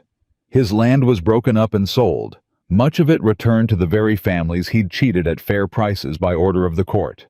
The man who'd waited 2 patient years to swallow the whole valley went to the territorial prison instead. And the day the verdict came down, the bell of the little church in Dry Creek rang for an hour, not for a wedding or a funeral, but just because the valley needed to hear something ring out free. Luke heard about the verdict standing in the ranch yard, and he didn't cheer. He just got very still, and then he walked off by himself toward the rise where his father was buried, and Nathan moved to follow him, but Hannah put a hand on his arm. "Let him go," she said quietly. "He's got something to tell his pa." And the boy stood at his father's grave a long time in the cold, and nobody ever knew exactly what he said. But he came back down the rise with his shoulders different lighter, the way a person's shoulders get when they've finally set down a thing they've been carrying too long. "I told him we won," was all Luke said at supper. "I told him Mercer's in prison, and the ranch is ours, and Hannah took the deed apart in court like it was nothing." He looked at Hannah. "I told him Pa would have liked you, that you keep his ways, the salt in the coffee and all." His voice went rough the way an 11-year-old's does when he's fighting it. "I told him he didn't have to worry about us anymore, 'cause we got a ma again." The table went very still. It was the first time. In all the months through the fire and the siege and the courtroom, Luke had never once called Hannah that word. He'd said Hannah, he'd said she, he'd come 1,000 miles from the boy who'd said, "We don't need a new ma" on the dark street the night they met. But he'd never said the word itself. He said it now and then. He stared hard at his plate, terrified of what he'd done. Hannah didn't make a fuss. She understood the boy too well for that, understood that the worst thing she could do was turn his gift into a scene. So she just reached over, casual as anything, and put the biggest piece of meat on his plate the way she had the first morning, and said in a voice that only shook a little, "Eat your supper, Luke. You worked hard today." But under the table, Nathan found her hand and held it, and they didn't let go through the whole meal, and that was how the four of them became fully and finally, and without anyone having to announce it, a family. Spring came, and the ranch came back to life the way the country does after a hard winter, all at once, green and loud and impossible to keep up with. The high spring water was the making of them. Nathan ran a line down from the mountain claim Daniel had dreamed of, and he never had to file, and Briggs Ranch had water that didn't depend on any creek or any neighbor or any rich man's goodwill. The cattle that survived the drought bred strong.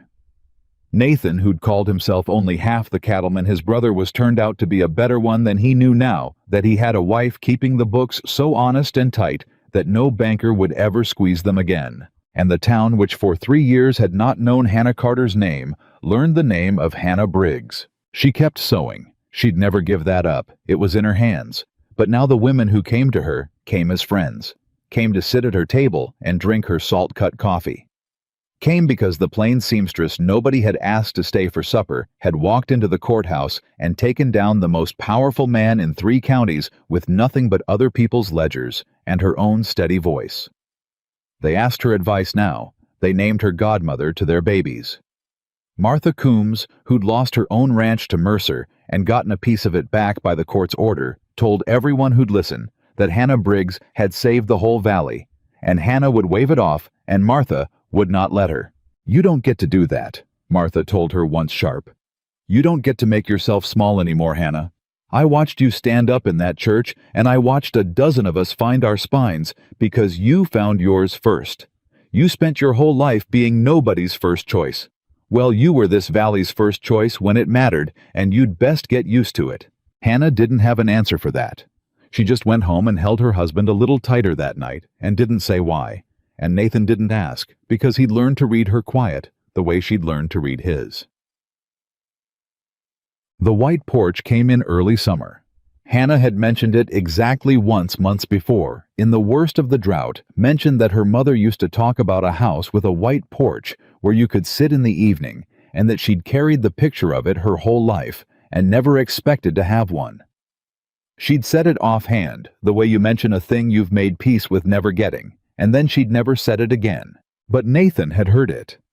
Nathan heard everything she let slip and tucked it away, same as he'd done with the gloves and the smallest biscuit and every other small surrendering she didn't think anyone noticed.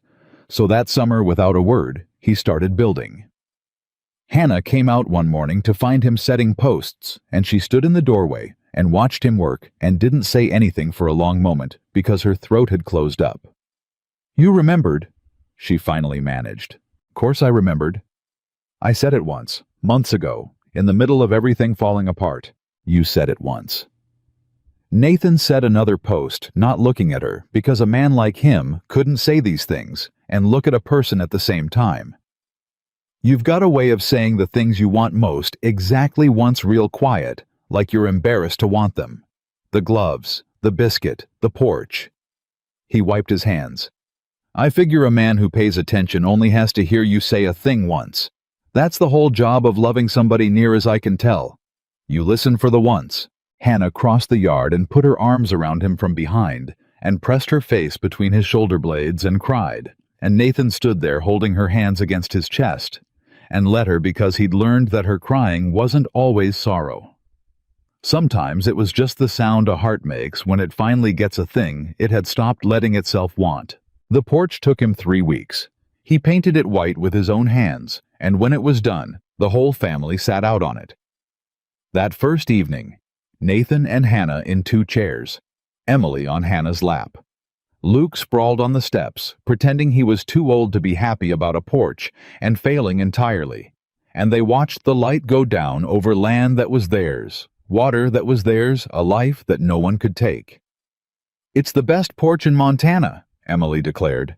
It's the only porch you've ever sat on, Luke said. Still the best. And Nathan laughed and reached over and took his wife's hand, and Hannah looked out at the evening from the white porch her mother had only ever dreamed about and understood that the impossible thing had happened. The thing she'd given up on at 28, sewing other women's wedding dresses in a town that didn't know her name. She had a family. She had a home. She had been chosen and kept and loved. She had stayed for supper at last. The anniversary of their wedding came around in high summer, a year to the day, from the dark, desperate night on Dry Creek's only street. Hannah didn't expect anything. They weren't a family for fuss, and the day had started ordinary chores, the children, the endless work of a ranch in its busy season. But after supper, Nathan stood up and put on his good shirt, the one he wore to town, and held out his hand to her. "Where are we going?" Hannah asked. "You'll see. Luke, you and Emily get cleaned up. We're all going." He wouldn't say more. He drove the wagon into Dry Creek in the long summer evening, the children in the back, and Hannah's heart began to understand where they were headed a few minutes before they got there, and by the time the little wooden church came into view, she had her hand pressed over her mouth. "Nathan, 1 year ago tonight," he said, pulling up the wagon, "I dragged a frightened woman into that church at gunpoint near enough to beat a banker's clock. There wasn't time to do it right. There wasn't a ring. There wasn't a single soul there who thought it'd last the winter, including me." He set the brake and turned to her. "I've thought about that all year. How you deserved better than a wedding in the dark with a tin button and a sleepy sheriff. How you deserved to be chosen slow and certain in the light by a man who'd had time to know exactly what he was choosing." He climbed down and came around and held up his hand to help her down. "So, Hannah Briggs, will you come into that church with me one more time?" Reverend Embry was waiting inside. 81, now a year older and a year slower, but there with his Bible under his arm because Nathan had ridden ahead and asked him days before. And the church wasn't empty this time. It was full. The ranch wives were there, Martha Coombs, and Mrs. Petrie, and a dozen others, and Sheriff Galt in his good coat, and half the valley that owed this family its freedom, all of them squeezed into the pews, all of them smiling, all of them in on a secret that Hannah was only now understanding. "I don't—" Hannah's voice failed. "Nathan, what is this?" "It's the wedding you should have had," Nathan said. "No deadline, no fear, no frightened children clinging to my coat. No bank waiting to take everything if you say the wrong word." He reached into his pocket and drew out a small thing that caught the last of the evening light, a ring, a real one, gold plain and good. "I sold off the last of Mercer's cattle the court awarded us, and I bought you this. A year late. But I figure you waited 28 years for somebody to choose you on purpose, so a year more was nothing long as I got it right." His hand shook. "I'm getting it right, Hannah, in front of everybody, in the light.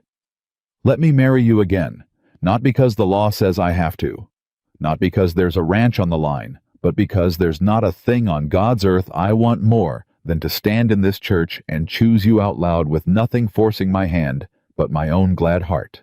The whole church was silent. Emily had her hands clasped under her chin. Luke, who'd sworn a year ago he didn't need a new ma, was standing up very straight in the front pew with his jaw working, fighting the thing in his throat and losing. Hannah looked at the ring. She looked at the man holding it. The quiet, honest man who'd married her to beat a clock and then spent a year proving it was the truest thing he'd ever done. She looked at the children who were hers now, and the valley full of friends she hadn't had a year ago, and the old preacher, waiting patient with his Bible, and the plain seamstress nobody had ever asked to stay for supper, put out her left hand to be ringed at last. "You stubborn, quiet, wonderful man," she said, laughing and weeping at once. "Yes, 100 times yes. Marry me again." Reverend Embry married them in the gold of the summer evening, and this time there was no clock and no fear and no desperate bargain, only a man and a woman who had chosen each other and chosen again, surrounded by everyone they loved. When the old preacher said, "Do you, Nathan, take Hannah?" Nathan didn't just say, "I do." He said, "I do, and I did, and I'd do it again every year of my life, and the only thing I'd change is I'd have found her sooner." And when Embry said, "Do you, Hannah, take Nathan?" Hannah turned first to the children, because that was where it had all begun, with a question about 2 children in the dark, and she said, "I take all 3 of them, the whole of it. I take this family, every soul in it, for as long as I'm above the ground, and a good while after, if heaven allows." The church wept. Grown ranchers who'd never shed a tear in their lives wept. And when Reverend Embry pronounced them man and wife and told Nathan he could kiss his bride, Nathan took the tin button off the string at Hannah's throat, the button she'd worn against her heart for a year, the one he'd married her with that first desperate dawn, and he pressed it into her palm and closed her fingers over it, the new gold ring on her hand and the old tin button in her fist. "Keep them both," he said low, "just for her. The gold for what we are now, the button for how we started. A button's a thing that holds 2 pieces together that weren't meant to be one. You told me that the first morning. You were right. We weren't meant to be one. And we are anyway. That's the whole miracle of it."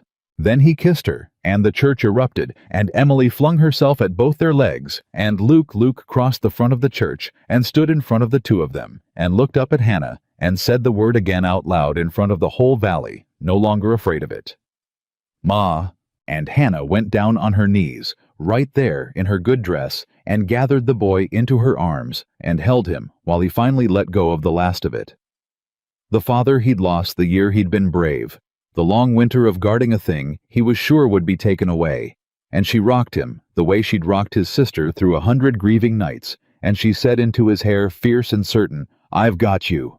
I've got all of you. Nobody's ever putting any of you on any train. You're mine now, Luke. You're home. You're staying. That's the end of it." Chaptitahe. They rode home together in the last of the light, all 4 of them in the wagon, the gold ring on Hannah's hand and the tin button safe in her pocket, the white porch waiting for them, the mountain water running clear, and theirs, the long fight finally and fully behind them. Nobody spoke for a while. There wasn't any need. Emily fell asleep against Hannah's side. Luke leaned back and watched the first stars come out and let himself at last be a child with nothing to guard. And Nathan drove with one hand and held his wife's hand with the other and felt the whole impossible shape of the year behind them, the death and the deadline, the stranger in the dark, the fire and the forgery and the courtroom, the slow turning of 4 lonely people into one unbreakable thing. "You know?" Hannah said softly, watching the road home unspool in front of them. "I asked you a question that first night, on the street, before I ever said I'd marry you. I remember every word of it. I asked if you'd be kind to the children, even if the ranch were already safe." She turned and looked at him in the dusk. "I've been thinking all this year about why that's the question I asked. Of all the things a sensible woman should have asked a stranger she was about to marry, how much land? What kind of man would I be safe? I asked about 2 children I'd never met." She shook her head slowly. "I think I knew. Somehow standing in the dark listening to a whole town laugh at you? I think some part of me already knew that a man who'd lose everything before he'd lose 2 grieving kids was a man worth tying my whole life to. I asked about the children, but I think I was really asking about you. Nathan was quiet a long moment. When he spoke, his voice was rough. That night I needed any wife before dawn, he said. Any woman who'd say yes. I'd have married the first soul who agreed to it, and counted myself lucky just to keep the children out of the hands that only wanted the money. That's the cold truth of how it started, and I won't ever dress it up. He brought her hand to his lips. But your one gentle question, the one nobody else in that whole town thought to ask, made me understand there could only ever be one woman for me. Not any wife Hannah. You. It was always going to be you from the second you walked out of that dark and asked the one question that proved your whole heart in a single breath. Hannah laughed through her tears, the same laugh she'd laughed in the church, and she gave him the answer she'd been carrying for a year, the one that closed the circle all the way back to the beginning. And you kept your first promise, she said, through all of it. The drought and the fire and the snake in the black coat. You said you'd be kind to those children, even with everything falling down around you. She squeezed his hand. You were kind.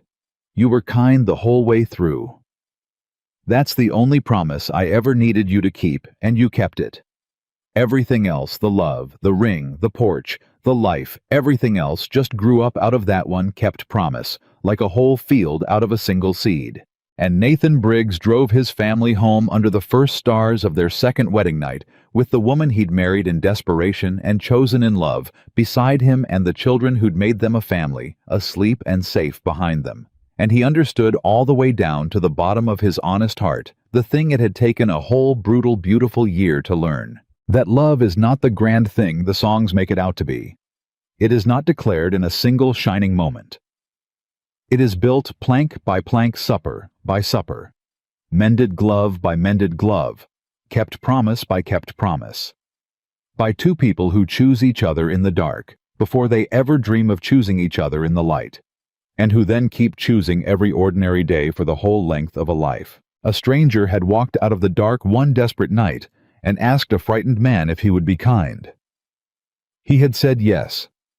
And that single yes, that one gentle question answered true, had built from the ruins of 4 lonely lives the strongest, truest, most unbreakable family the whole Montana Valley had ever known. And not drought, nor fire, nor the richest wicked man in 3 counties, nor death itself had been able to tear it down. They were home. They were whole. They were family. And they always would be.